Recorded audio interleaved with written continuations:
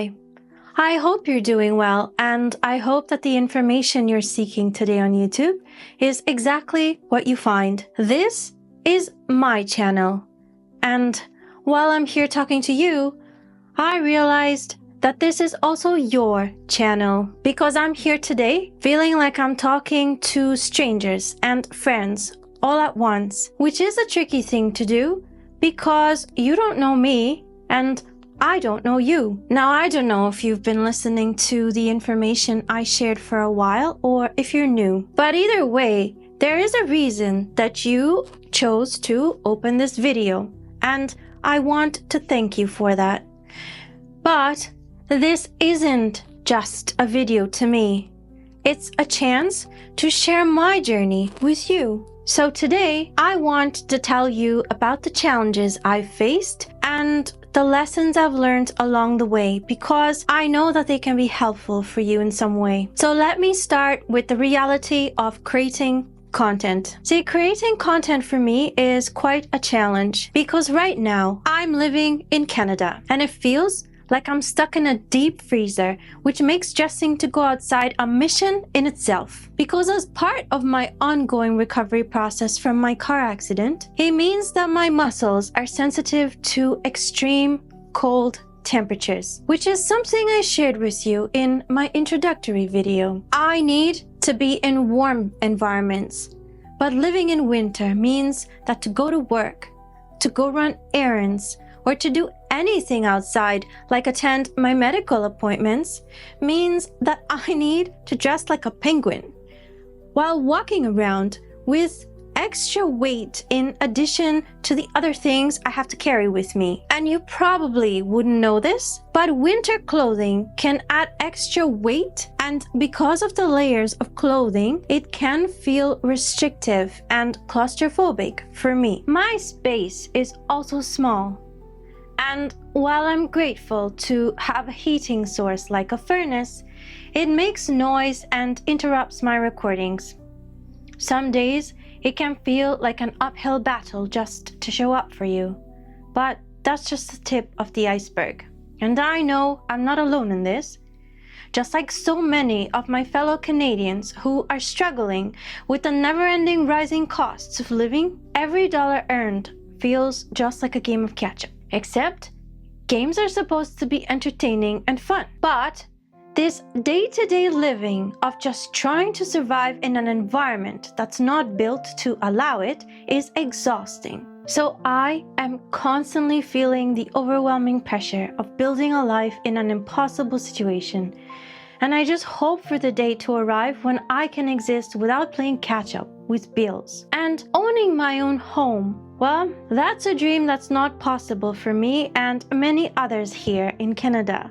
Because for many of us who earn income, most of it is not for us. Because it goes to the very organization which was designed to provide structure, organization, and stability to human societies, which is called the public sector. And most of you know it as the government, which is an area I have extensive experience in because I worked in different levels of government here in Canada, which is an area I no longer work in and never want to work in again. And so my experience from working in these types of organizations are also integrated into the stories I share. But honestly, every day, I feel the growing stress that comes from living in a society which sees the basic need for human shelter, meaning a home, commodified as an investment, since landlords and businesses hoard the properties as retirement plans or investments to run businesses which generate revenue through rent, for example, because they don't see housing as a basic human right, despite there being thousands of other ways to plan for retirement. Can you imagine renting a car but never being able to own it because you have to pay just to use it and also cover the risks of using it, then return it just as you found it? Well, that's the reality of renting. You just live there, but it's not yours. And you know how the cost of car rentals go up every year? Well, it's the same thing with renting, and I get anxiety just thinking thinking about it because my income is the same, And I get it.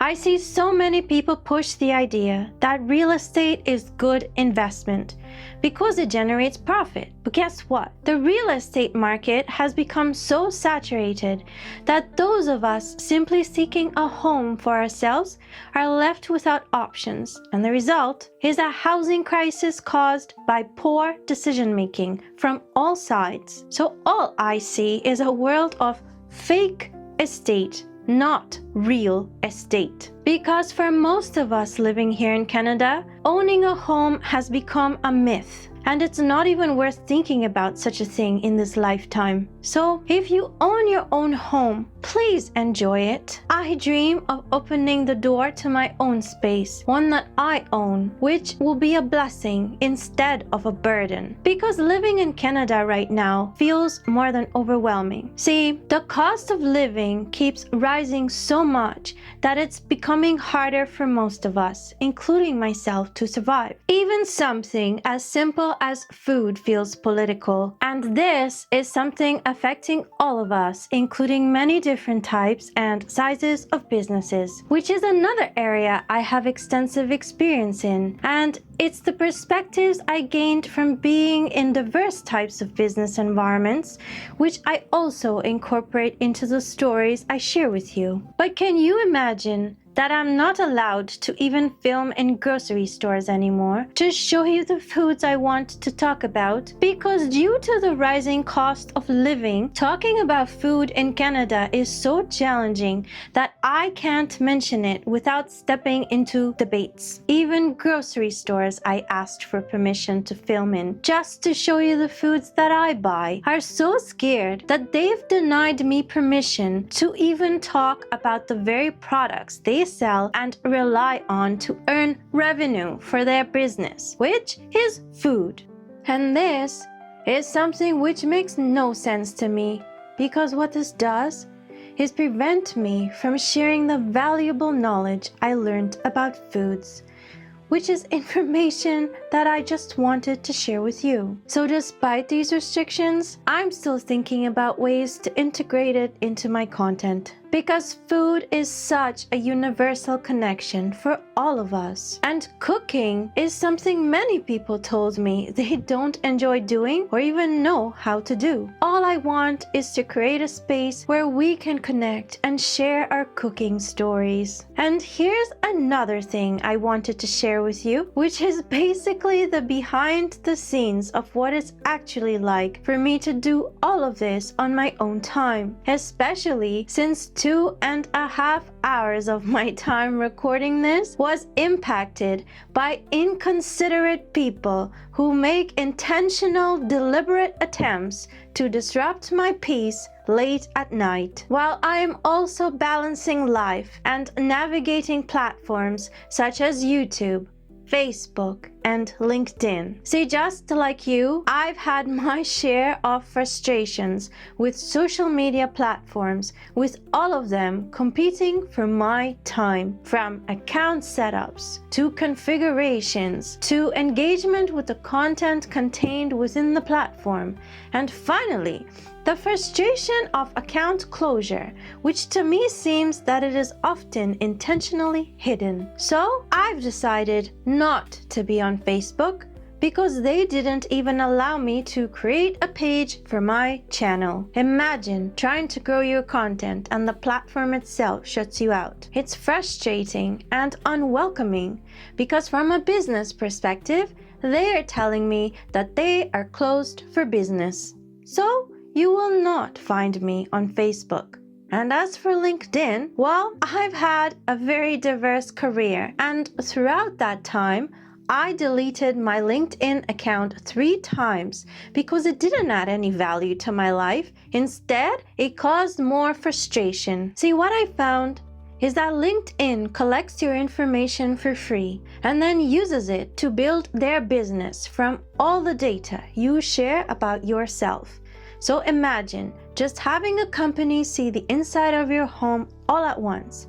And after you let them see your home, and the history of all its changes, they use that data for their own gain to categorize whose home is more valuable than the other without telling the homeowner or even where you fit in. That's basically LinkedIn. And so many people inflate their profiles, which means that it's not a good source of information about anyone really, because their algorithm pigeonholes people into niches, which means it locks you into categories that don't represent your full potential. And some employers even want their employees to be on LinkedIn just to continuously promote their own company brand for free, which highlights the controlling nature of people in organizations and businesses who show no respect for their employees by crossing the professional and private life boundaries, even when the employee does not want to be on LinkedIn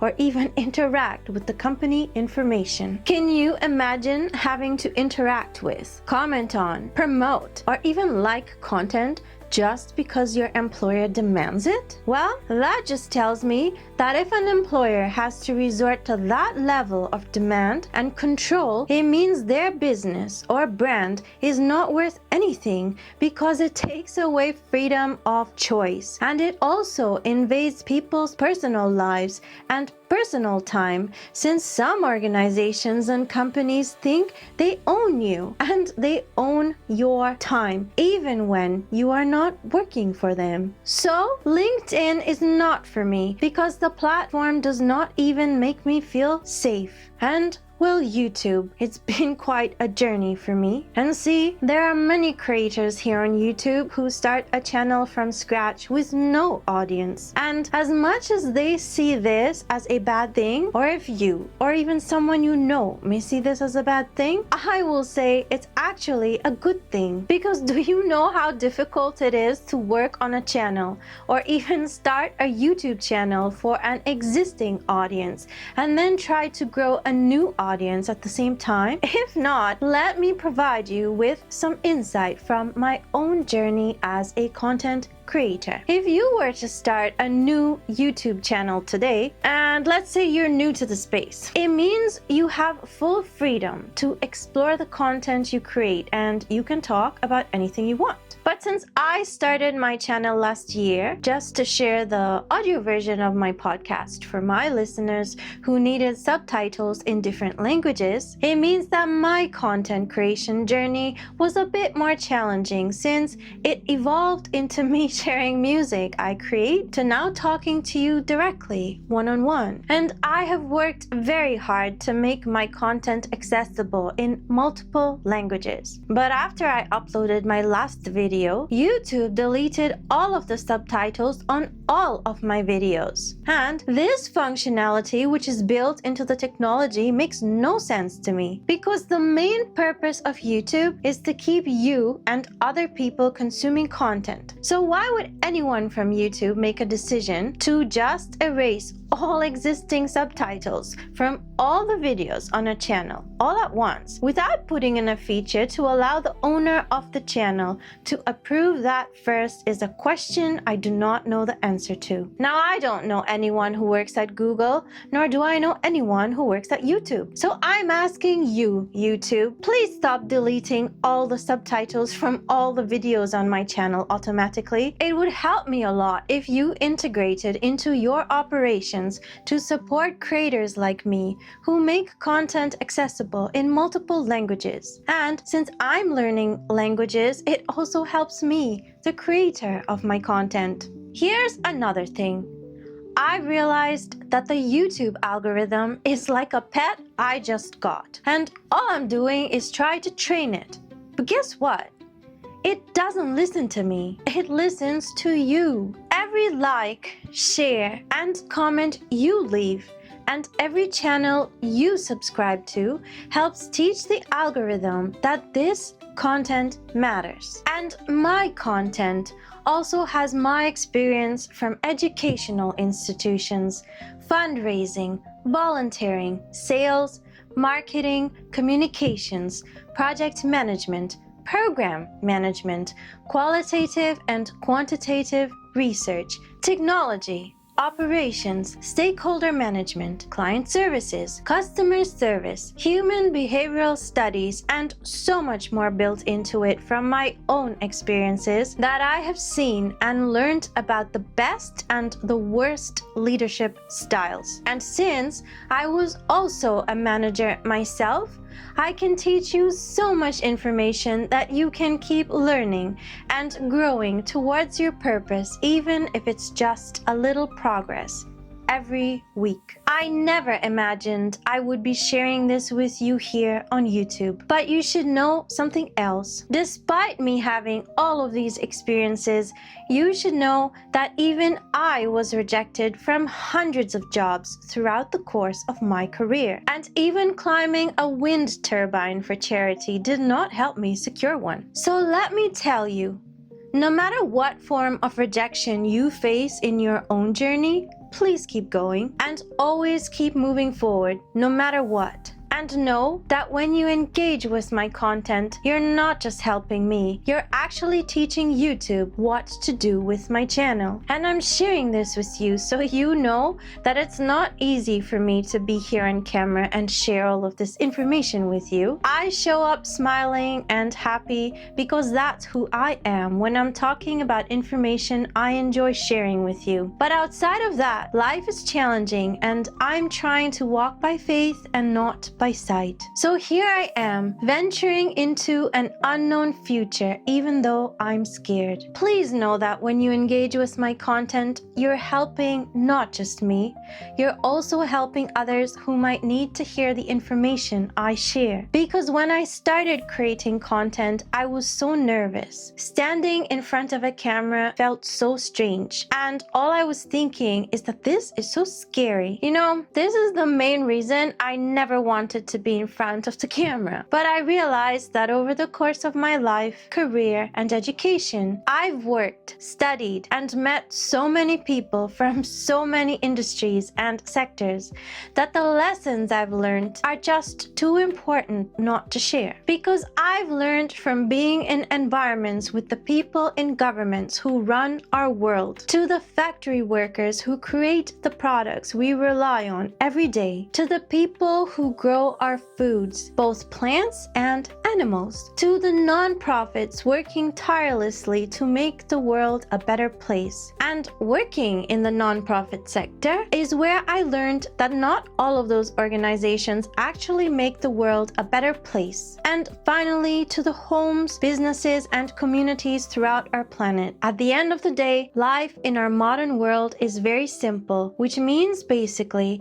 that any person, business, or organization needs to earn money, and that's the focus. It's as simple as that. And I have restarted my life more times than most, which means that I have also learned about life through the minds of people who also kept restarting everything, to those who never had to restart or do anything for themselves. And every story has taught me something valuable, because every success story and every story of failure teaches valuable lessons. And it is all of these experiences that have shown me so much about the human spirit, resilience, and how our world works. So that's why I'm here, to share this knowledge with you and so much more in a way that's relatable and helpful. But creating this content while facing these challenges isn't easy. It's a struggle to bring the energy to balance my purpose with the realities of life and to keep showing up for you. So if the information I share with you is helping you, please let me know. YouTube has many options for you to do that. I'll continue doing this because it's who I am, but I don't know how it's making an impact on you unless you communicate to me. My hope is that sharing these insights, connecting with you, and creating a space where we can grow together is what's keeping me on this path. And you must know how it feels when you have nothing to lose, or when you have no one else to cheer you on, right? But if you don't know how that feels, then count yourself lucky and enjoy it. Because at the end of the day, this journey is not about me. It's about us, and together we can build something amazing. Thank you for choosing to watch my video today. I'm here to show up for you with knowledge, insight, and inspiration, and I really need your help to grow this channel. In fact, it costs you nothing, not 1 cent, except maybe your internet connection and your device. Just imagine that as of today, in January, the most expensive dog food brands can cost over $100 for a 5.5-pound bag, which is equivalent to approximately $2.12 per ounce. So if a large 60-pound dog had to be fed every day with the most expensive brand of dog food, it would cost about $25 for that dog's daily requirement of a serving of about 12 ounces. I mention this because to me the YouTube algorithm is being like a stubborn dog. It doesn't do what I say because it only listens to you. So please, if you enjoyed my video, please throw it a treat like a thumbs up or a comment, and we'll see if it behaves. And if you feel like giving it a big treat, you can also subscribe and treat yourself to my videos. Your treat is free, and so is my treat to you. In my last video on science, technology, and business, I taught you about some areas of study I ventured into. So I'm treating this as an experiment. With your help, I can see if this actually works. Thank you very much for joining me today. See you in the next video.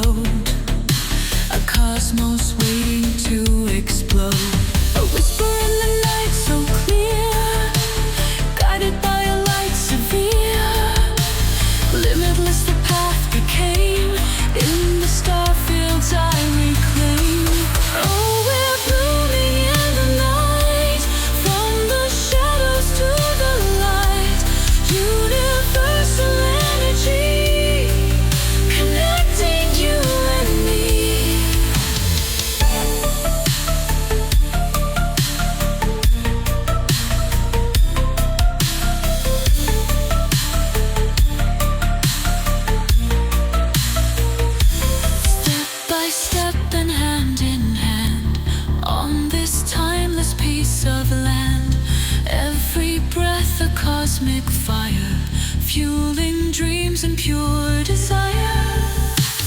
Galaxies within us spin, boundless journeys to begin. In the tides of endless space, finding our celestial place.